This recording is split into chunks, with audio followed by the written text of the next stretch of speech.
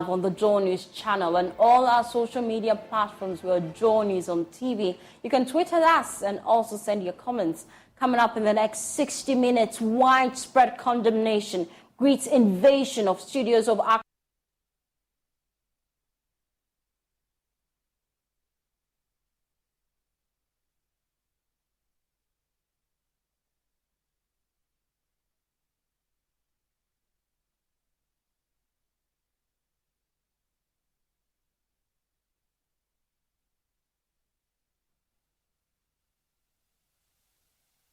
Also this afternoon, Teachers Union NAT says poor working conditions are pushing more teachers to leave the country as the Education Ministry estimates some 10,000 teachers have left the country already.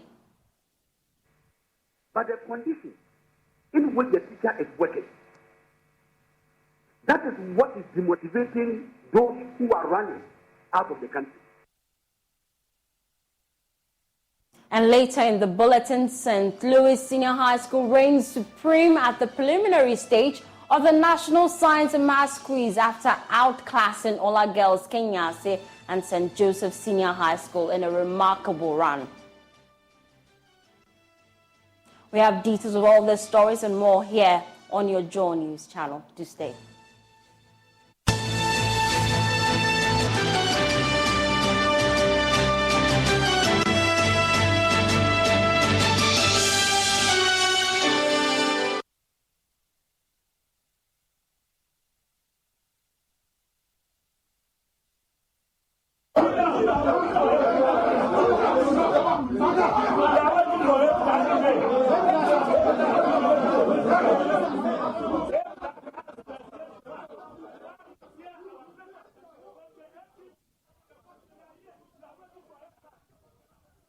Now, what you are seeing are some young men who last night invaded the studios of Accra-based television station UTV during a live program, United Showbiz.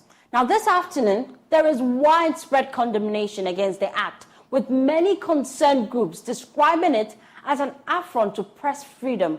The Ghana Police Service says it has arrested the 16 men who stormed the studio, and they are now helping with investigations. The angry men said they were there to demand fair representation for the New Patriotic Party on the show. While leader of the group said the entertainment show had turned into a political one, with the NPP and the president treated unfairly and criticized every Saturday evening. He also cited an incident where media personality Kwame Asare, popularly known as A+, tore a letter written by the party to demand equal representation on the show. Listen to leader of the group. Again, the same person has insulted our general secretary, he has insulted our vice president, he has insulted our president. And there's nobody here to defend them. We are the youth of this country, not only the political party that we belong to, but we are the youth of this country. And we feel that it is unfair on our part. That is why we have come here and want to be part of the program. With all due respect, we respect you so much. Well, the program has turned into a political show. So if you want us to move outside before they start the program and you can assure us that we will come inside, fine. However, that notwithstanding, we expect that at least, even if you allow maybe about 3 or 4 of us to be here, and then the rest of the team or the invited guests can also join, we'll be glad to do so. That's it. It's peaceful debate. That's very peaceful. You are not here to fight. One more. A moment. Thank you, sir. While the opposition National Democratic Congress has also condemned the act and is calling on the Ghana Journalists Association and civil society organizations to do same, the party says Ghana's press freedom and democratic credentials are under serious attack, as it is calling on the Ghana Police Service to expeditiously investigate the incident and ensure that all the culprits are duly prosecuted in accordance with law. On your screens now are details of that statement published by the NDC, and it reads that the National Democratic Congress has learned with utter disgust a dastardly attack that was visited on the studios of United Television last night.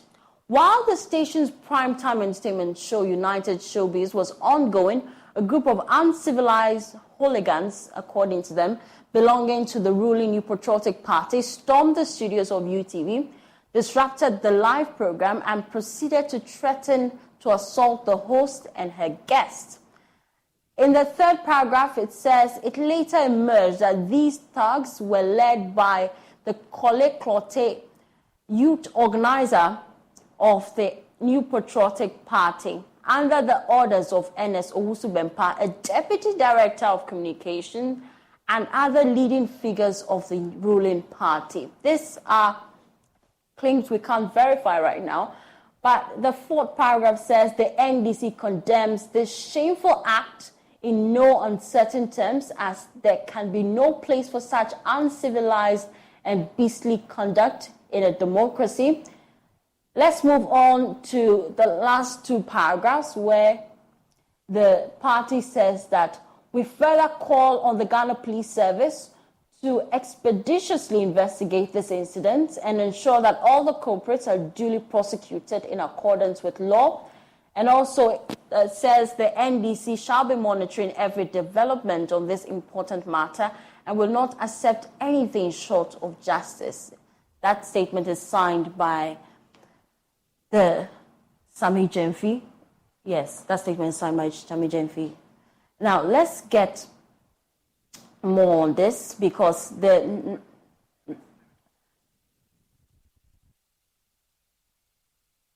let's get more on this. A lot of reactions so far on social media. You've been sharing your thoughts with us. Our handles are JoyNews on TV. You can tweet at us with your thoughts. We'll be reading them shortly.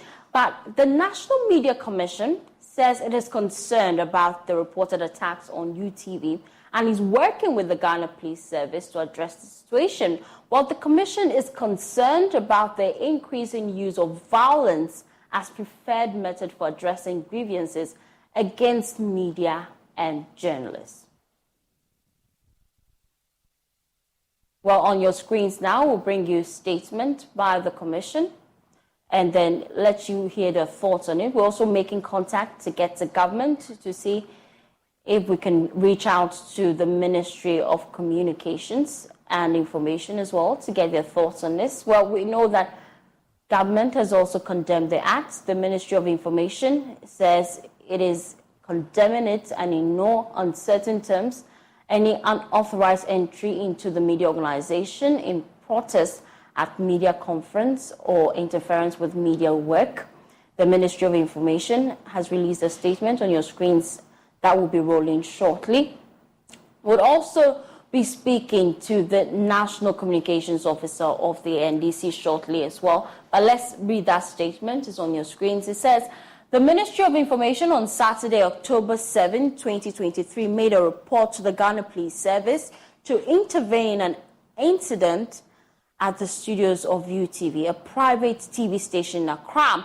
This follows reports to the Media Monitoring Center of the Ministry that a group of persons had entered UTV's studio, allegedly without authorization, to express displeasure at the content of a live TV program. The police subsequently arrested 16 persons at the premises of UTV, and investigations are currently ongoing. The ministry condemns in no uncertain terms any unauthorized entry into the media organization in protest at media content or interference with media work. The right to free expression, now this is key, and freedom of the media are key pillars of our democracy and must be fiercely protected. The ministry stands with the police and the courts in the conduct of their duty. Also, this paragraph is quite interesting. It says the ministry wishes to encourage the media, especially broadcast media shows and panelists, to do their utmost to help promote national cohesion, even as they exercise their fundamental freedom. What does this mean? Well, we'll try and reach out to the ministry to get a better understanding of what this means, but that's signed by the Information Minister, Kojopo Nkrumah. Now, joining us is the Director for the NPP, Director of Communications, Richard Ahiangba. Thank you so much for joining us here on Joy Newsroom.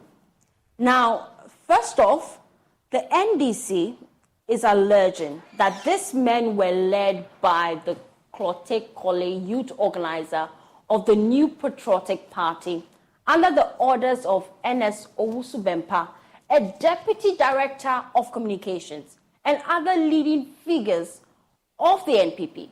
Can you confirm this? Well, thank you very much for the opportunity. I'm sure you received our statement, copy of our statement that we released moments ago. And I'm sure my producers are working to put that on the screen for us. Okay. I would appreciate it if you had discussed that before, but I think I can answer your question.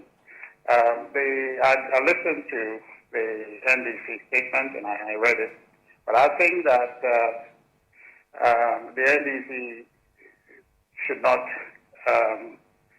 get ahead of itself in commenting on this matter. As a party, we condemn it unreservedly, and we apologize to UTV and the individuals involved in the management of the program, the panelists.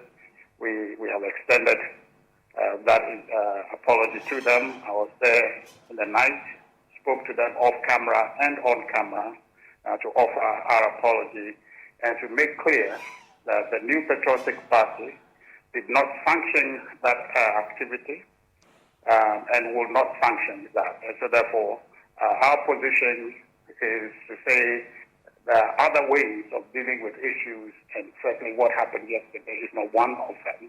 And we condemn it. But the point I wanted to make is relative to the NDC's assumptions that they are making. As you indicated, police are in the process of investigating this matter. There hasn't been any conclusion. They haven't come out with who was directing these affairs. And therefore, to begin to mention people's names and cast these aspersions as though that they know for a fact who is leading this, I think is most regrettable. In any case, they as a party doesn't have a superior record on media freedom. Just yesterday, they were the ones oppressing the media. They were the ones shit-bombing media houses. And in this country, we're here. We're not that old, but we're here long enough to know that the NDC is not a party to want to gloat over infractions in the media. What I think as a country we need to focus on is to try to work and expand the coast of freedom and allow the media to do their work and guarantee that environment to do that work. And that is integral to the values of our tradition, and we are committed to doing that. So I guess what we all need to do now is to await the police to complete their investigation, which the party has indicated to fully cooperate with the police to find out exactly what the issues were and who were behind it. So until that is done, I don't think that the NDC is in the right when they begin to cast this false aspersions on people, indicating who is organizing it or who is behind it. Let's be patient and await the police report. Are you a key member of the party? I'm sure meetings have happened closed door. You're watching the visuals right now on the screen. Can you identify these individuals? Are they indeed party members? I don't have a screen before me, but I guess the point really now that we're having to discuss is not whether this person is part of NPP or not. There are individuals there that we know are members of the party. But the critical point that needs to be made, which is important and consequential for the conversation now, is whether or not what it did was acceptable, whether or not what it did was sanctioned by the party, and the answer to those questions are no. Party didn't sanction it, and the party doesn't condone or accept that as a way of expressing displeasure. However bad, however concerning it is not the way to express dissatisfaction with any media house and their output. And so that is clear, and that's what we really want to stick with.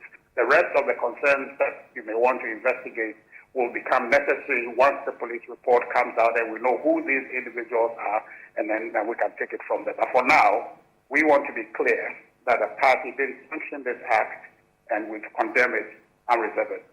That we can confirm. I was only making mention of you watching the visuals because earlier you had requested for the NPP statement to be put on screen, so I had presumed that we're monitoring situations. But then, right now, do you have a copy of this video in circulation? Have you watched the video?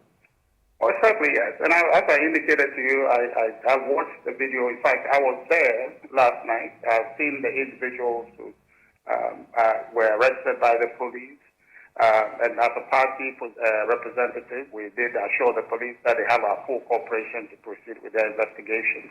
So I know the individuals. All I was trying to emphasize to you is that the present issue of concern is whether or not, as a party, we condone that act, and the answer is no.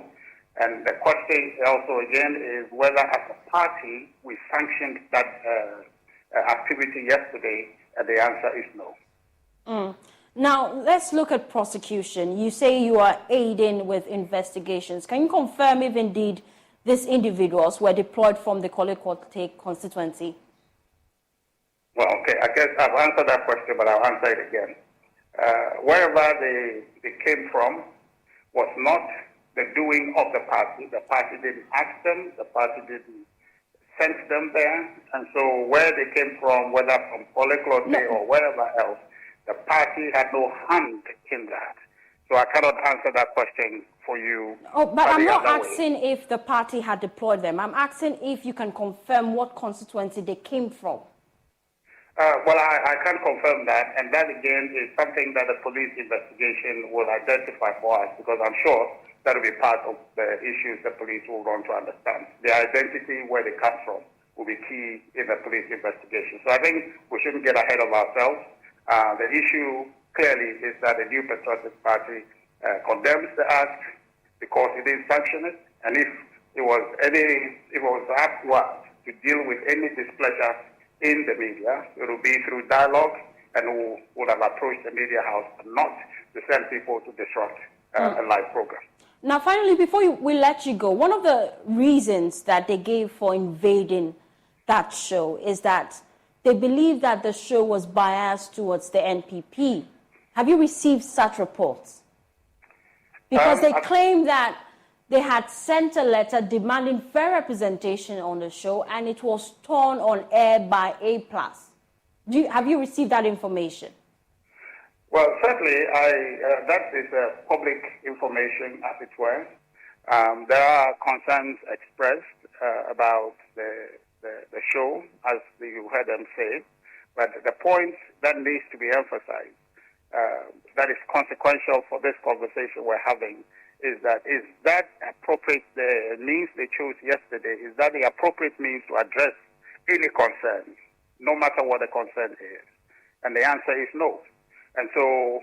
Trying to protect your identity by yourself is a lot like trying to be a quarterback without an offensive line. LifeLock alerts you to blindside threats you may miss on your own, even if you're monitoring your credit. If a threat happens to get through, a dedicated U.S.-based restoration specialist is there to help. Join now and save up to 25% your first year at LifeLock.com/aware. That's LifeLock.com/aware to save 25%. LifeLock. Identity theft protection starts here. This week at Macy's, find your signature fall look with big savings on incredible specials. Like 30 to 50% off cool weather coats for him and her. 40 to 60% off designer suits and blazers he can dress up or down. And 30 to 40% off the season's must-have boots and shoes during the Great Shoe Sale. Or use your coupon or Macy's card and take an extra 20% off more great deals at Macy's. Savings off sale and clearance prices. Exclusions apply. The justification or the concern, the idea that there's an existing concern doesn't arise. The question is the mode of executing your concern or advancing your concern is what we're talking about, and the position of the party is that is not an acceptable way of doing it, and we didn't sanction that, and we will not sanction an action like that. Thank you so much. Richard Ahiama is Communications Director for the NPP. We'll be keeping an eye on this story. We'll bring you updates as and when we have it. Now, let's move on to other stories. President of the Ghana National Association of Teachers, NAT, Reverend Owusu Isaac, says the poor working conditions in the country are pushing more teachers to leave the country. Well, according to the Education Minister, some 10,000 teachers trained by the state have already left the country in search of better working conditions.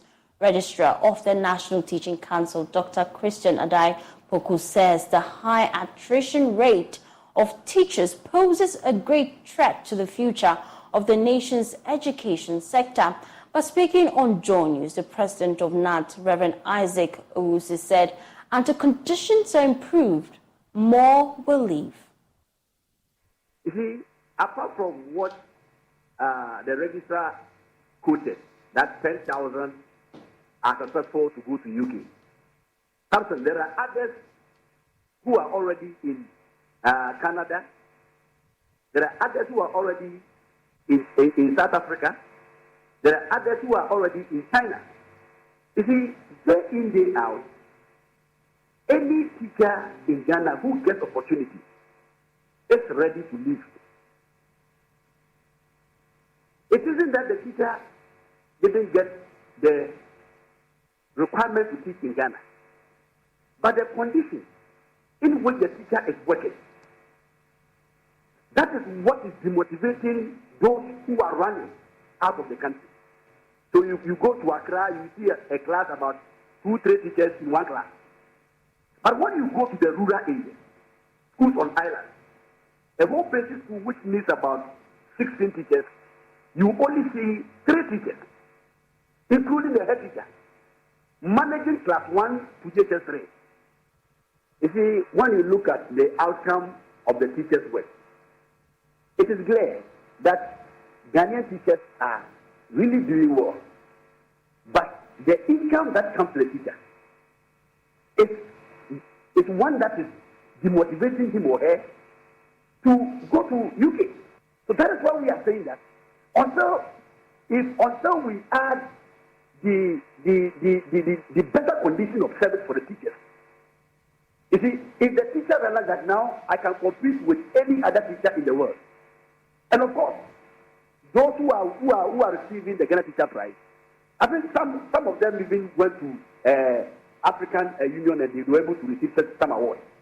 It shows us that yes, the policy formulators and the employers, what they should think about that, yes, once we are bringing this globalization standardized, then we should also make sure that we have equal income that will not even deter the teacher from even thinking of traveling outside the country.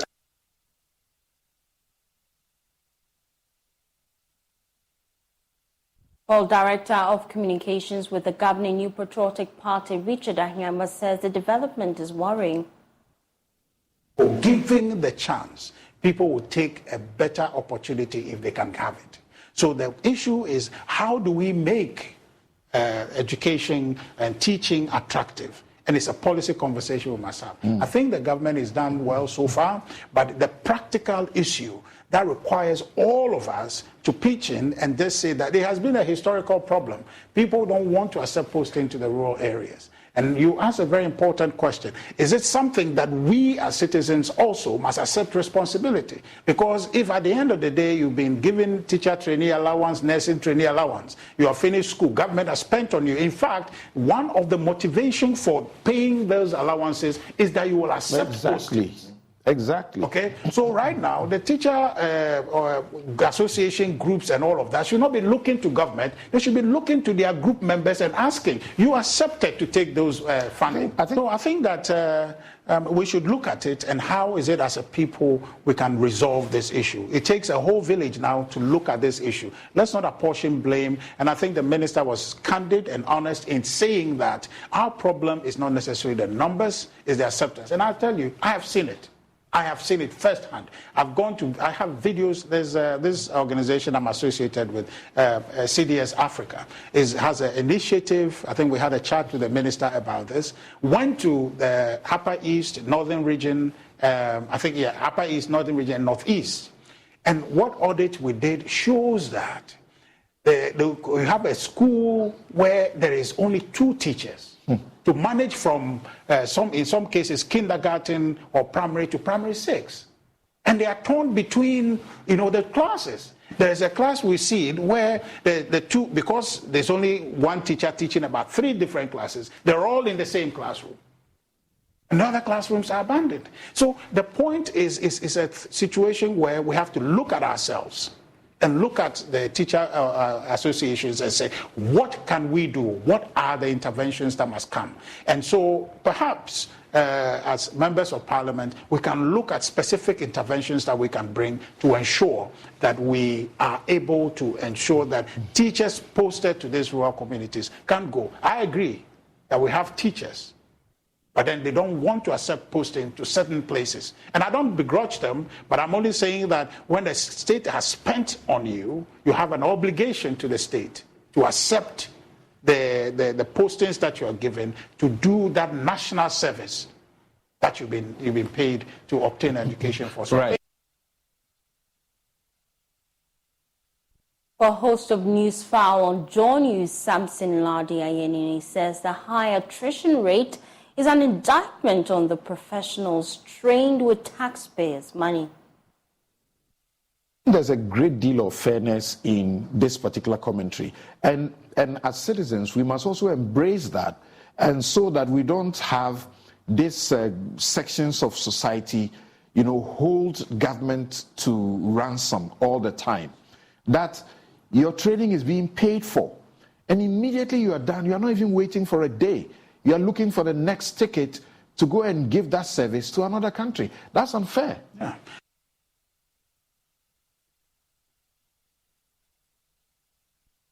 Well, Ghana has presented the ratified instrument of African Union Convention on Cross-Border Cooperation to the African Union Commission at a ceremony at the African Union Commission headquarters at Addis Ababa on Monday, 4th of September. Ghana signed the agreement to the convention on the 4th of July 2017. The agreement was further ratified by Parliament of Ghana on 9th of February 2023. The African Union Convention on Cross-Border Cooperation, known as the Niamey Convention, is a framework for collaboration across borders which ensures integration of Africa and enhances prospects for peaceful resolution of boundary disputes between member states. The aim of the convention is to promote cross-border cooperation and to ensure peaceful resolution of border disputes. Maxwell Agogba has more in this report. The Niamey Convention is a framework for collaboration across borders which ensures integration in Africa. The aim of the convention is to promote cross-border cooperation and to ensure peaceful resolution of border disputes. 18 out of 55 member states have signed the convention, with 8 of the countries, including Ghana, ratifying the convention. The African Union has over the years promoted cross-border cooperation as part of efforts aimed at achieving an integrated continent where borders would serve as bridges for peace, growth and development. The instrument was received by the legal counselor of the African Union Commission in the presence of officials of the Ministry of Foreign Affairs and the Ghana Embassy in Ethiopia. Ghana has thus become the 8th country to ratify the convention. Speaking after presenting the instrument, the Commissioner for Political Affairs, Peace and Security of the African Union Commission, His Excellency Bankole Adeoye, congratulated the government and people of Ghana for ratifying the African Union Convention on Cross-Border Cooperation. He further praised the Ghana Boundary Commission for the strides made within the few years of its existence. He expressed appreciation and excitement of the work of the Ghana Boundary Commission as one of the vibrant commissions in Africa whose work has been geared towards the prevention of boundary conflict along the international land and maritime boundaries of Ghana and its neighbors. The Commissioner revealed that the AU Commission had monitored the progressive work of the Ghana Boundary Commission with the neighboring boundary commissions of Côte d'Ivoire, Togo and Burkina Faso, and was impressed with the commitment and enthusiasm of the Commission. I'm passionate about the Ghana Boundary Commission and its activities, the history, the parliamentary act that set it in motion, the inauguration of the board by His Excellency President Nana Addo, and how we have been working since then with Togo, with Cote d'Ivoire, with Nigeria, and your request to definitely serve as chief advocate for the Union Corporation. We fully buy into that. And one of the things that I'm going to ask my team to do is that I know that in the last 2 years, one time under Cameroon, we discussed the question of border. It was even at the ministerial level, recall. It was at ministerial level. But the emphasis should now zero in on the Niamey Convention. We need to get in 8 countries. Because I know also very well that the Nigerian Boundary Commission works in both international and internal. Because communities fight over land and food for erosion, because of climate change impact, there is always that clash. So the government made sure that they had the 2 focus areas, both internal and external. For us, as a Boundary Commission, we've started and we're doing very well. We think that our advocacy can lead us. And I'll just give you an example. The African Union Border Program, in collaboration with GIZ, is bringing all the SADC countries to Ghana somewhere in the territory for us to coach them on how to establish boundary commissions. In addition, Ethiopia will be joining, Guinea and Sierra Leone will be joining. So it's going to be a big thing, and we'll show them what to do, especially the legal aspects, the legal frameworks, what to do internally to be able to get this. We're a very vibrant commission. We want to lead an advocacy in Africa, not only for countries to ratify the convention, but for us to ensure that the convention itself, the letter and spirit of the convention is applied to all countries. So the countries within the African Union will live peacefully. National Coordinator of the Ghana Boundary Commission, Major General Yumanokotia, also met the team from GIZ. We still continue to depend on the regional office here so far as various support is concerned, and I know that we are having a lot of programs where we're kind of action we're going to unfold from now until next year. We are also very happy that GIZ is giving us the opportunity to mentor some countries from SADC, to mentor them on how to establish boundary commissions, which we've mentioned to the EU and they're very excited about it. And we want to use that opportunity as well to be advocates of or ambassadors of countries ratifying the African Union Convention on Cross-Border Cooperation. The Ghana Boundary Commission led the process of facilitating the ratification of the Niamey Convention in close collaboration with the Ministry of Foreign Affairs and Regional Integration, the Ministry of Justice, the Office of the Attorney General, and other relevant agencies. The ratification by Ghana was achieved through careful stakeholder meetings organized under the auspices of the Ghana Boundary Commission to ensure broad consultations and inputs prior to the ratification of the convention by the Ghana. National Coordinator of the Ghana Boundary Commission, Major General Yumanokotia, said based on joint activities between neighboring countries, the convention will facilitate the development of boundaries and ease free movement of persons and goods along common borders. The objectives of the Niamey Convention include, but not limited to, the promotion of cross-border cooperation at local, sub-regional and regional level, the facilitation of the peaceful resolution of boundary disputes, the promotion of peace and stability through conflict prevention and continental integration, the transformation of border areas into catalysts for growth, socio-economic and political integration of the continent. Ghana stands to benefit immensely from the Niamey Convention in various aspects. First, the convention provides a legal framework for the development and implementation of cross-border initiatives. These initiatives will provide mutually beneficial projects, infrastructure, and facilities for border communities across Ghana and its neighbors. The convention also formalizes. This week at Macy's, find your signature fall look with big savings on incredible specials, like 30 to 50% off cool weather coats for him and her, 40 to 60% off designer suits and blazers he can dress up or down. And 30 to 40% off the season's must-have boots and shoes during the Great Shoe Sale. Or use your coupon or Macy's card and take an extra 20% off more great deals at Macy's. Savings off sale and clearance prices. Exclusions apply. Cooperation between Ghana and other stakeholders, as well as institutionalized cross-border cooperation through a continent-accepted framework. The economic benefits are also many. Now let's do other stories. Over 120 observers are being dispatched by the Economic Community of West African States for Tuesday's elections in Liberia. All counties in the country will receive ECOWAS presence. So far, the long-term observation team has been working with the National Election Commission in Liberia to resolve concerns raised by some stakeholders. Naya Ojima, who is in Monrovia for the election, caught up with Samuel Kokuaindo of the Atta Mills Institute and filed this report. We are 2 days away from the big election in Liberia. It's the fourth consecutive election since Liberia adopted democratic rule. Today, ECOWAS is dispatching its observers to the various counties here in Liberia. And Mr. Samuel Kweku Anyudohu, a Ghanaian and a politician for that matter, is one of the observers on this mission. I'll be having a brief interaction with him about what he has picked up so far. He's been through town, he's been observing things within Liberia, Monrovia to be precise, and he's picked a few things. Let's go straight to him and have a conversation with him. Mr. Indohu, welcome. Well, thank you, my brother. How has your stay been? Well, excellent so far.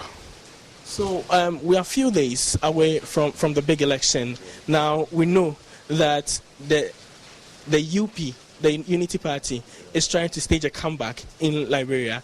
CDC now is in power, is in control, but it looks like the UP is doing everything possible to snatch power from them. What has been your observation so far?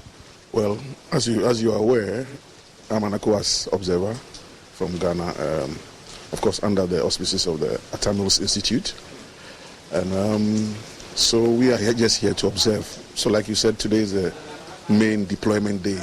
I am going with my team to Nimba County, which is about 6 hours drive from Monrovia. But what we've observed so far is that the security situation seems very much under control. There's no heightened security tension.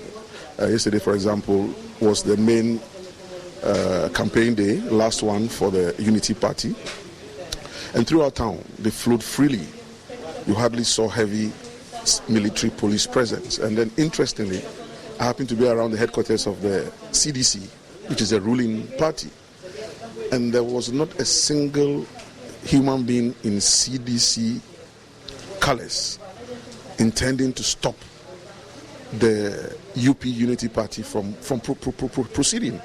And for me, I think that the general feeling is that in the build-up to the elections on Tuesday, the political parties are campaigning freely. Of course, today is also the last day for the ruling government, so the city is going to be awash with their. And yesterday it was green and white, so we observe.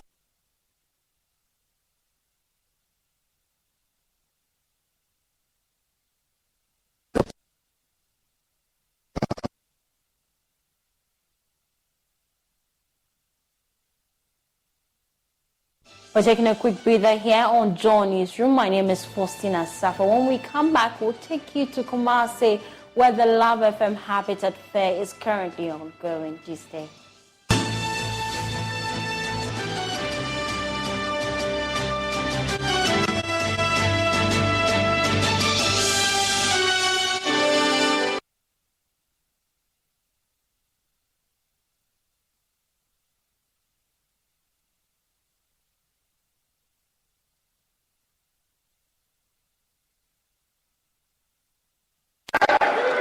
Silver iodide. You're right. Mark your calendars, set reminders, and get ready for the academic showdown of the year. the 2023 National Science and Maths Quiz. It's time for the brightest young minds in Ghana to battle it out for academic supremacy. Expect mind-bending equations, heart-pounding moments, and nail-biting suspense as the best schools go head-to-head. Who will emerge the ultimate champions and claim the prestigious trophy? Catch the action on TV, radio, and online starting 6th to 24th October 2023.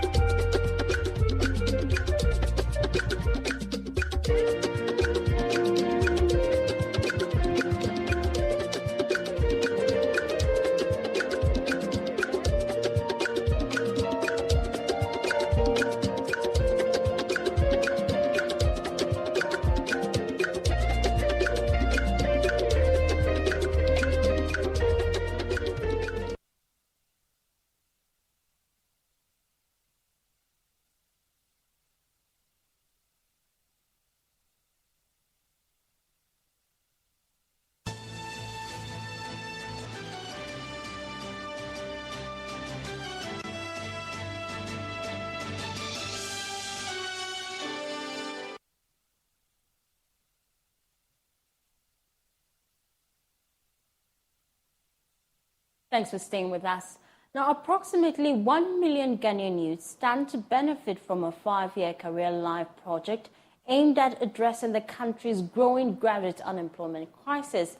Spearheaded by Level Up Consults, the 1 million cedis initiative seeks to nurture the next generation of ethical leaders to combat the declining leadership standards within the country.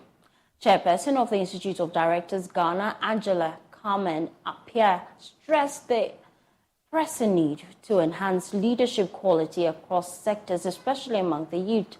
There's more in this report.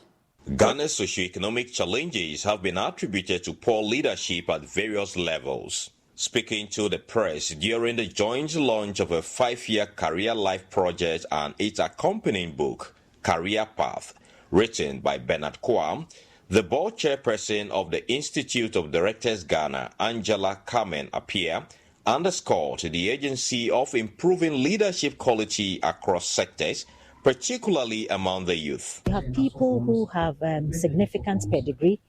They are respectable people in society, but when they speak, they leave so much to be desired. And it is for some of these challenges why they are learning all this positive intelligence, cultural intelligence, affirmatively disruptive questions. How do you talk to authority? Because an authority is not just somebody who is older, but somebody who has a particular portfolio, like a soldier in uniform. So you are respecting that uniform, that position, that role. So you must approach them with that dignity, so you get what you want. But we don't have this kind of appreciation anymore. So that awareness, that lack of sensitivity is what we want to now bring back, so that we appreciate that there is a way of doing things. There is an expectation for leaders, the way you talk, the way you walk, decorum, tact and diplomacy. It's not for nothing that we choose words to communicate. There's a reason why you use honorable.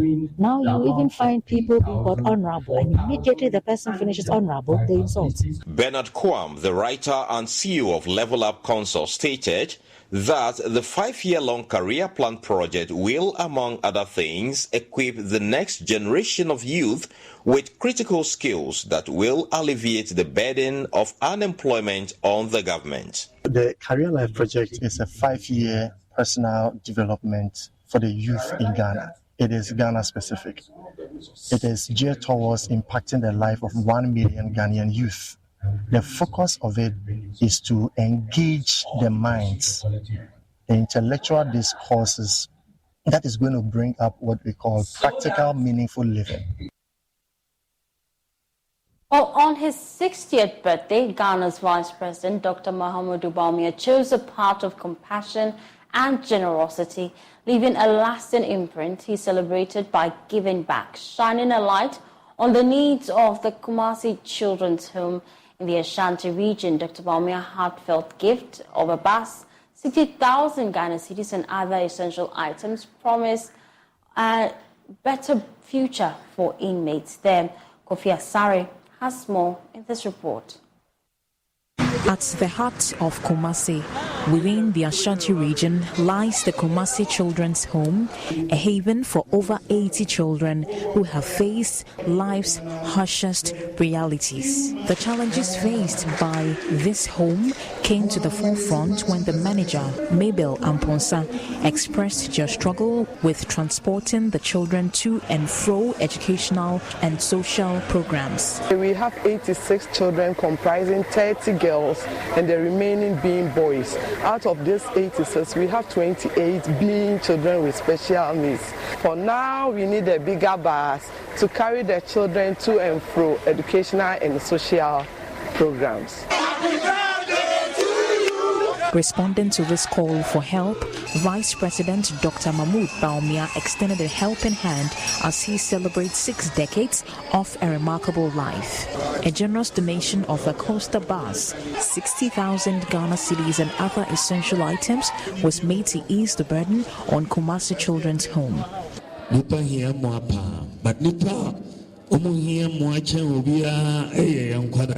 If you look at the situation, everybody needs a supportive hand in this country, but the most needful people are the orphans. Kumasi Children's Home put their prior request before me that they are in need of coaster bus. So on this special day of me, I am presenting you the coaster bus. My birthday present, coaster bus, Children's Home. The Vice President's Benevolent Act has sent ripples of hope, inspiring others to join in and support causes that uplift the underprivileged. We thank His Excellency Dr. Alhaji Mahmoud Baumia for donating our long-awaited bus, to be precise, coastal bus, to Kumasi Children's Home for educational and social trips. In fact, we are so grateful. This will also enable the children to see what happens outside world. As Vice President Dr. Mahmoud Baumia celebrates 6 decades of a remarkable life, he is demonstrating that true celebration lies in giving to those in need. Kofi Asari's report, read to you. Let's turn our attention now to some news from the 2023 National Science and Maths Quiz. In a culminating fierce competition, an unexpected twist and turns, Kumasi Academy beat Sims Senior High School and Sandema Senior High School to qualify for the 1H stage of the 2023 National Science and Maths Quiz. Here's my colleague Jacqueline Ansumayebwa with more.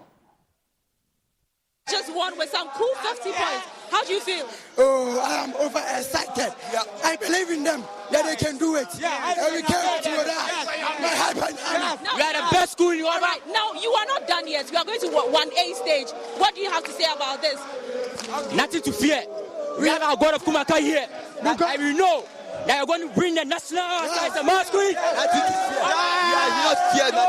so we have some of their trainers here that would like to speak to. It was a fierce contest between the 3 schools. We had Sandema Senior High School and Kumaka with Sims having some 47 and Kumaka with 50. How do you feel about this? In fact, it has really been a very, very, very, very tense and tough contest. But I'm much happy that my boys were able to stand their ground. Even with a deduction of -5, they were not perturbed by this deduction of minus, and they were able to stand on their grounds and still come out victorious. I think we've learned something from that. And as we move onto the 1A stage, we are going to do better than that. We are going to correct our mistakes. We also wish Sims the very best. I think they have a very good score, which will help them to become one of the runners-up as part of the 12 schools that can join the other schools in 1/8, and we are praying that God will take us through. I know that as God has started this good work, we'll definitely get to the finals. Well, Sims was one of your biggest contenders, because looking back at the regional qualifiers, they did marvelously great in their contest. Did you see them as a threat in any way? Oh yes, it is a competition, it is a quiz. You have your day, you win. How was the feeling when you were on stage? You were deducted some 5 months.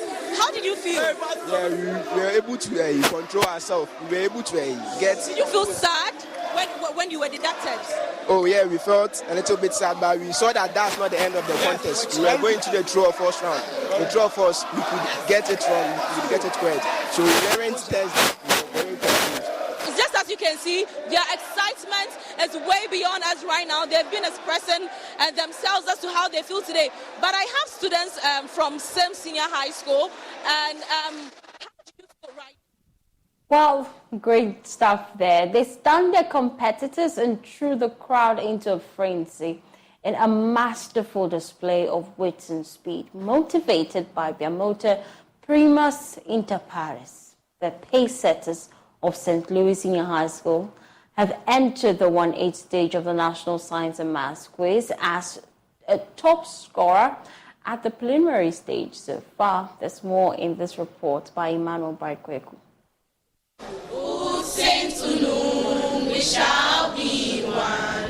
Dearly paid, the will of God. St. Louis, the pace setters, the Primus Inter Pares, we shall always be there.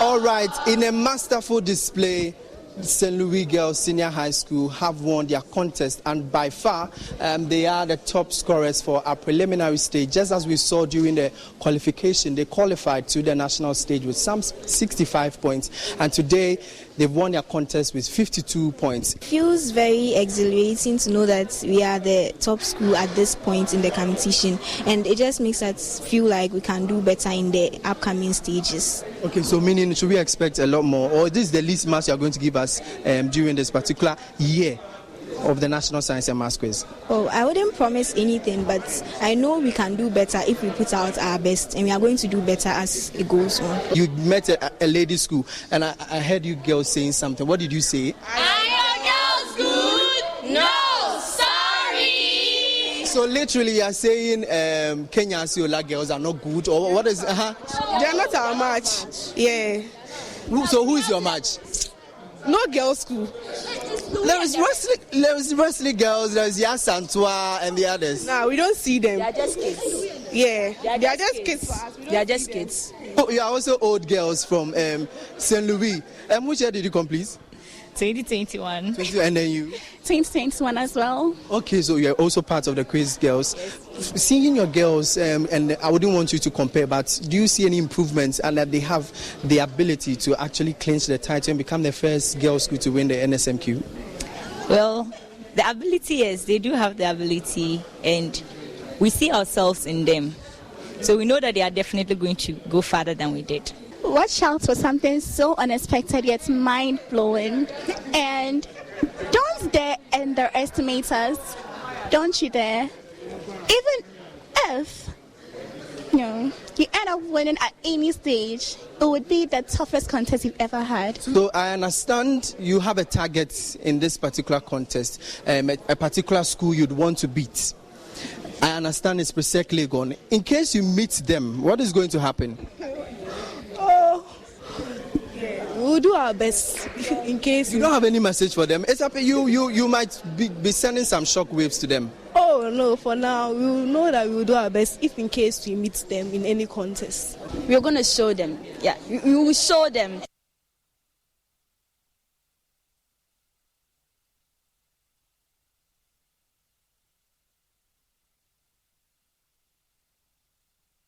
Well, if your school hasn't qualified for the 1H stage, all you have to do is keep mute and watch them brag. Now, let's take you back to Kumasi, where the Lava Firm's Republic Bank Habitat Fair has entered its last day, with patrons negotiating housing and construction deals with discounted rates from our exhibitors. Lava Firm's Monalisa Frimpong has been interacting with some exhibitors as well as patrons. Well, let me speak to some exhibitors. I would also speak to patrons, but let me visit the stand of Syntex Tank, and already I have seen some patrons. Let me go over to speak with them. I have my gentleman here with me. Hello, sir. Please, your name? My name is Justice Avogbedo. Okay, it's nice meeting you. How many stands have you visited? I've seen you visit quite a number of them. Could you share your experiences and the services they're offering you? Oh, really nice. I started right from Republic Bank. I visited a lot of them, the real estate stands, and this is where we are currently, the Syntex Group. I think the products they have on sale are all nice, and prices are also affordable with some kind of discounts. And I wouldn't be surprised by the end of the day we should carry at least one of the Syntex products here. I've been hearing a lot about them, and I just want to see exactly, yeah. Okay, so today is day 3. How would you assess this Habitat Fair as you have come here? I think it's a nice exposure.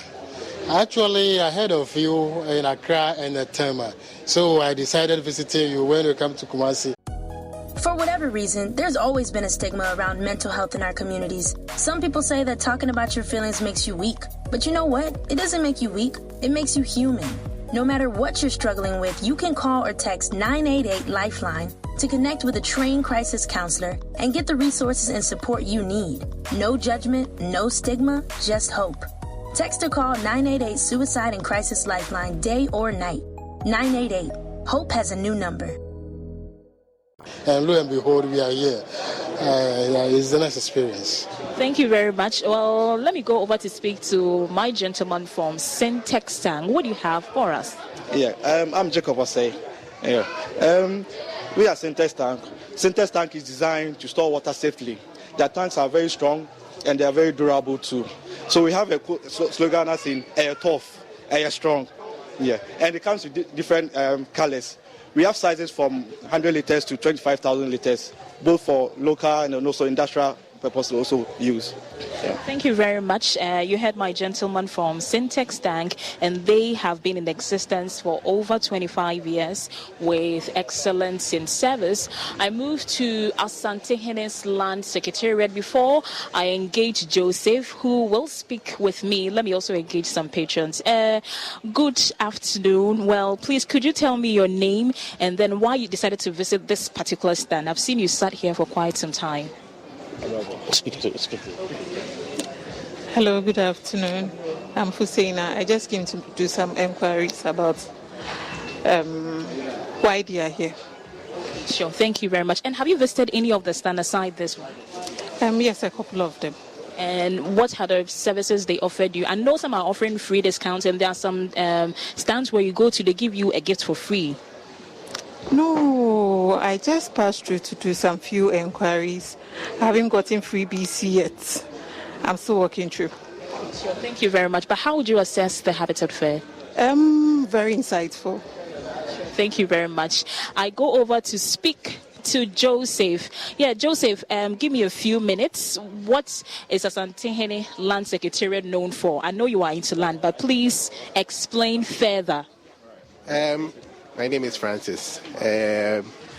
Asante Land Secretariat is basically where all lands registration starts.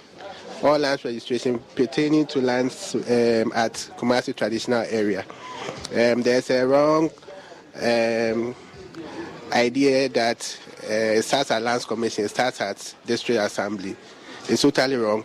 When you are given an allocation, the first thing you have to do is to immediately send to our place. An allocation is just an introductory letter to you that to be given to us that you have been apportioned the land. So therefore, we should take it and start a list documentation process for you. Most people don't know. That's why we are here to educate them that wherever they are hiding their locations, they have to bring to us so that we can work on it. Sure, thank you very much, Francis. I got your name right this time. So you heard Francis of Asante Hene Land Secretariat, and they are into lease documentation, lease renewal, deed of variation, mortgages, assignments, valuation. Let me also visit the stand of Interplast Ghana Limited. Good morning.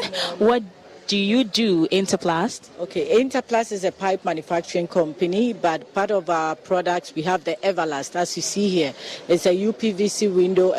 We are into doors as well, all UPVC, manufactured here in Ghana. We also have irrigation system for your farm or your lawn as well. We have ceiling panel that we call TNG, and we have various products as well for construction.